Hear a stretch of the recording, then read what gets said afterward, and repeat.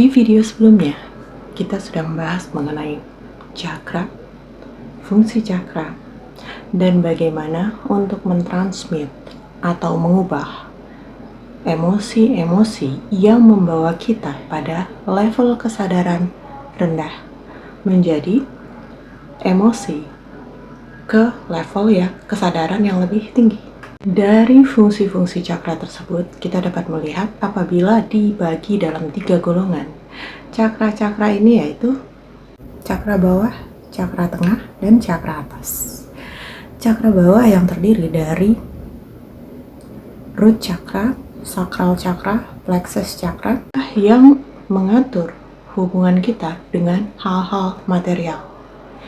Berarti yang membentuk ego kita, identitas kita, karir, self-worth, self-confidence yang membantu kita untuk memanifestasikan sesuatu, mewujudkan sesuatu.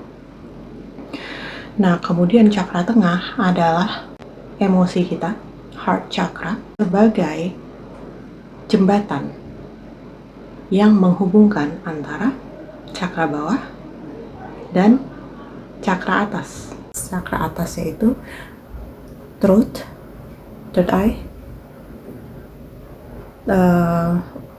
crown.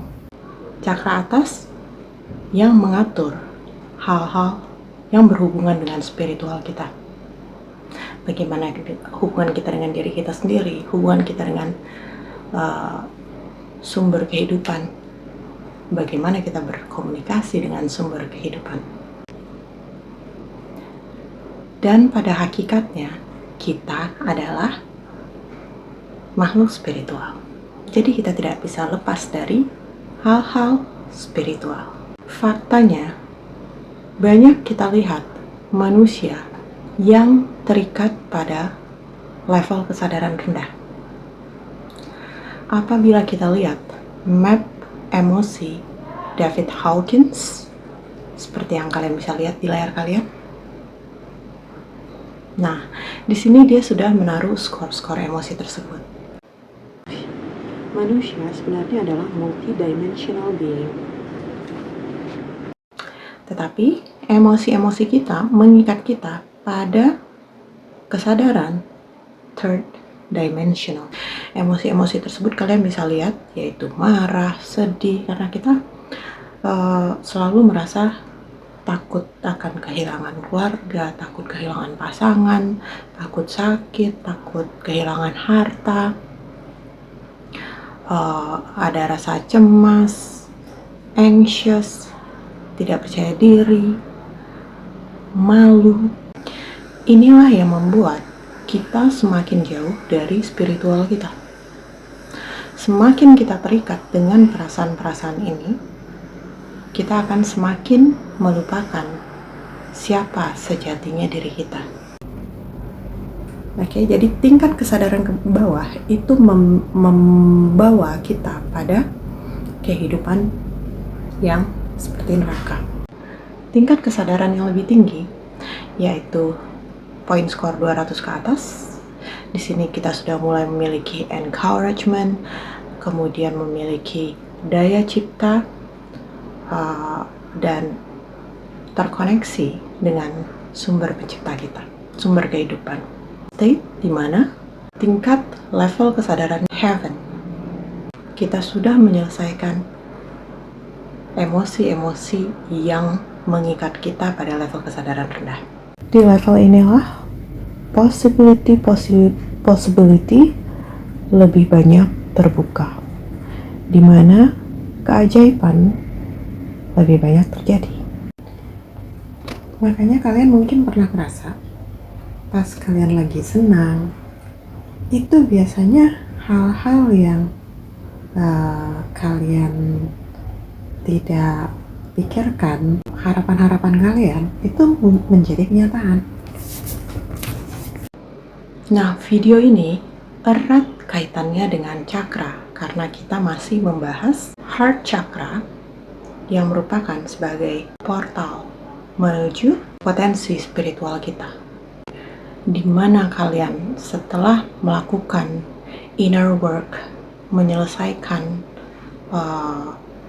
trauma-trauma, generational trauma masa kecil kalian akan bertransformasi. So, mengapa EQ sangat penting bagi kecerdasan spiritual kita? Beberapa peneliti melakukan penelitian di tempat dan waktu yang berbeda. Salah satunya di tahun 1994. Untuk melihat pengaruh kehadiran emosi terhadap DNA manusia. Dari penelitian ini diperlihatkan bahwa saya akan menggunakan istilah negatif di sini. Sebenarnya saya tidak suka menggunakan istilah negatif karena bagi saya semua emosi adalah petunjuk, semua ada gunanya, yaitu sebagai clue. Tapi di sini negatif yang dimaksud adalah emosi yang menyebabkan kita stagnan atau berada pada frekuensi rendah. Bukan karena tidak berguna, karena itu berguna untuk sebagai sinyal. Apabila dalam keadaan emosi negatif, DNA tersebut akan mengetatkan dirinya sehingga tidak melakukan fungsi sesuai dengan kapasitasnya, yaitu membentuk imunitas tubuh, menguraikan dirinya, meremajakan sel-sel yang membuat kita awet muda, dan fungsi-fungsi lainnya. Tetapi ketika emosi berada dalam keadaan positif, yaitu seperti grateful, berterima kasih, bersyukur, berserah. Nah, DNA tersebut sangat rileks dan mulai menguraikan dirinya, berfungsi sesuai dengan kapasitasnya, menggandakan dirinya, bermutasi, memperbaiki dirinya. Coba kita bayangkan, DNA kita dapat dari orang tua kita, dari buyut-buyut kita, leluhur kita.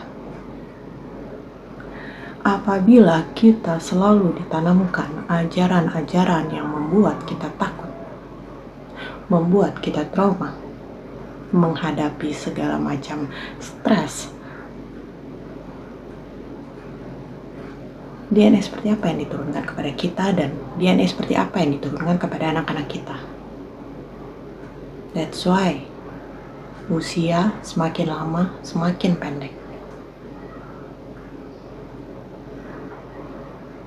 Kita stres di tempat pekerjaan sekarang. Kita ditekan untuk stres di tempat pekerjaan. Bahkan sekarang anak-anak dari TK sudah mulai harus belajar membaca, berhitung. What for?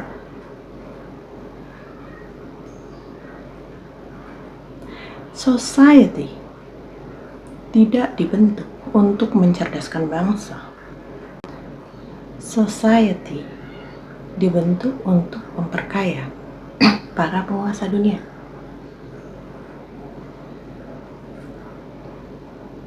Jika kita cerdas, jika kita sehat, semua industri kesehatan itu tidak ada yang laku. Pendidikan didesain bukan untuk mencerdaskan manusia, tapi untuk mempersiapkan manusia menjadi tenaga kerja industrialis.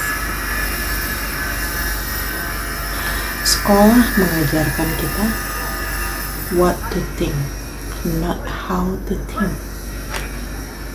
Maka dari penelitian yang tadi disimpulkan bahwa seorang individu yang dilatih untuk merasakan deep love dan deep appreciation itu mampu mengubah DNA-nya, memperbaiki DNA-nya.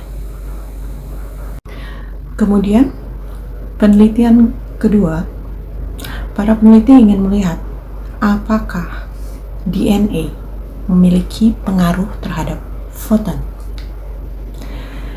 DNA adalah yang membentuk manusia, foton adalah yang membentuk tatanan dunia, susunan sistem dunia.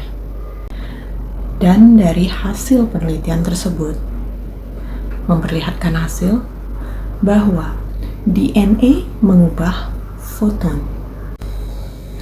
That means human DNA mampu mengubah field yang menghubungkan semua hal yang menyusun dunia. Ketika kita belajar merangkul kualitas perasaan dan emosi, disinilah kita mengeluarkan potensi kita sebagai makhluk spiritual, dan ini yang dikenal dengan sebutan superhuman, transhuman. Di Nusantara dulu dikenal sebagai manusia sakti, dan kita semua manusia memiliki akses untuk ini. Oleh karena itu, kita sudah memiliki semuanya. Apa yang kita butuhkan, kita sudah miliki. Kita cuma tinggal mengaksesnya. Dari penjelasan saya tadi, kita dapat melihat bahwa emosi adalah portalnya dengan DNA sebagai kuncinya. Jadi kita dapat mengakses emosi-emosi kita, membereskan emosi-emosi kita dengan meditasi, berlatih nafas, dengan mengobservasi pikiran, mengobservasi emosi, review ulang kembali belief system kita, apakah sudah benar untuk kita, untuk soul kita, perkembangan jiwa kita. Karena jiwa kita adalah diri sejati kita, bukan ego kita. Tanya kembali diri kita, apakah kita ingin kebenaran atau kita ingin menjadi benar? Itu dua hal yang berbeda. Dan ini bukan ilmu modern. Ini sudah ditemukan sejak zaman dahulu oleh para leluhur kita dari seluruh belahan dunia. Mau dari Asia, mau dari Greeks, Mesopotamia, civilization sebelumnya. Dulu dikatakan gaib dan kemudian didiskreditkan. Gaib adalah gaib, magic adalah magic, sampai kita mengerti teori yang melandasinya.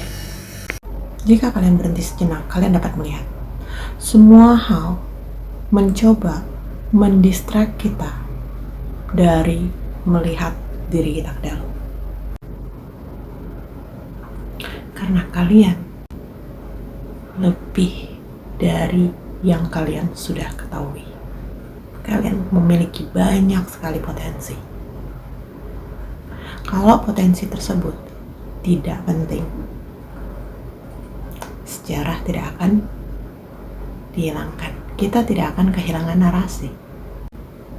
Tidak akan ada perang. Kita tidak akan dibuat lupa mengenai siapa diri kita sebenarnya. Dan kita tidak akan dipisah-pisahkan. Realita yang kita ketahui adalah holographic projection dari quantum string entanglement. Yang berarti kita semua saling berhubungan. Kita tidak terpisahkan. Ilusi terbesar adalah melihat bahwa kita adalah entitas yang terpisah-pisah. So, bagaimana pendapat kalian? Kasih komentar di bawah. Thank you.